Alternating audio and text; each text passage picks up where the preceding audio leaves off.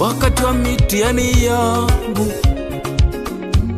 wakati wa mitihani yangu, marafiki walitoroka, marafiki walitoroka, ndugu wakajitenga, ndugu wakajitenga, wazazi wakanyamaza, wazazi wakanyamaza, mchumba katoroka, mchumba katoroka, kanisa ikasema nimepigwa na Mungu,